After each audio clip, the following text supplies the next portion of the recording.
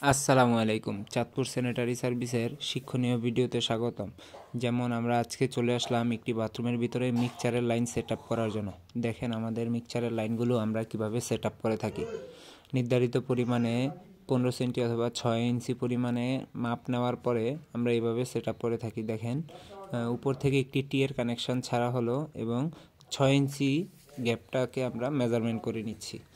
তারপরে আমরা পাইপটাকে নির্ধারিত পরিমাণ কেটে এটার সাথে একটা টি কানেকশন করে নিলাম। আর অবশ্যই হিট দেওয়ার সময় খেয়াল রাখতে হবে পিপিআর পাইপে যাতে অতিরিক্ত হিট না খায়। যতটুকু প্রয়োজন বা যতটুকু পাইপের হিট প্রয়োজনের তার থেকে বেশি কখনোই দিবেন না।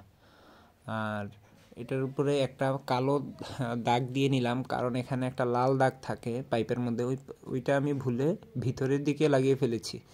যাই হোক, এটা থাকলে আমাদের আর কি বুঝতে বা মাপজোক নিতে অনেক সুবিধা হয়। দেখেন এগুলোতে চেষ্টা করবেন সবসময় লাল দাগটা বাহিরের দিকে রাখার জন্য, তাহলে আপনার মোটামুটি মেজারমেন্ট নিতে একটু সুবিধা হবে। কারণ ফিটিংসের মধ্যেও দাগ থাকে, ওই দাগে দাগে ওয়েল্ডিং করলে আমাদের জন্য বা আমাদের টেকনিশিয়ান সকল ভাইদের জন্য একটু সুবিধা হয়।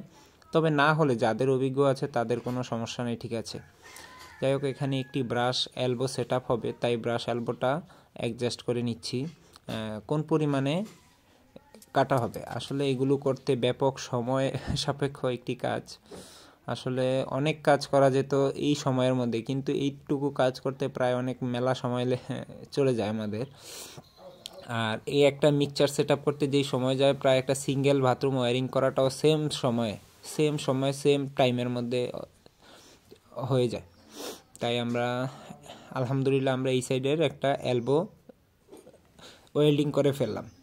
তারপরে দেখেন আমরা ওই সাইডের একটা ওয়েল্ডিং মেজারমেন্ট করে নিচ্ছি কতটুকু হাইট হবে।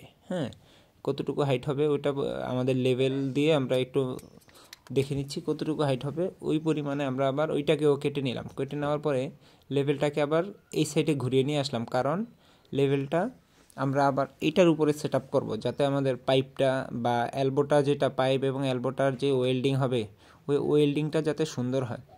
আমি ওয়েল্ডিং করার পূর্বেই প্রথমে সবসময় আমি একটু পাইপটাকে হিট দিই। তাহলে হিট দিলে কি হলো,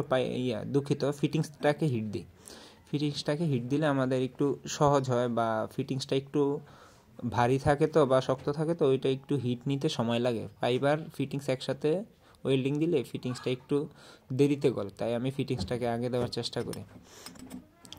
তারপরও এদিক দিয়ে আমরা একটু ক্লিয়ার করে নিচ্ছি। নেওয়ার পরে দেখেন দুই সাইড থেকে কিভাবে আমরা মেজারমেন্টটা করে নিই।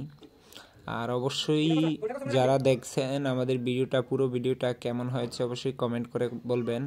আর ভালো লাগলে অবশ্যই শেয়ার করে দিবেন। আর নতুনরা অবশ্যই শিখে রাখতে পারেন আমার কাজটুকু। আর সিনিয়ররা অবশ্য বলবেন যে আমাদের কাজটুকু কেমন হয়েছে।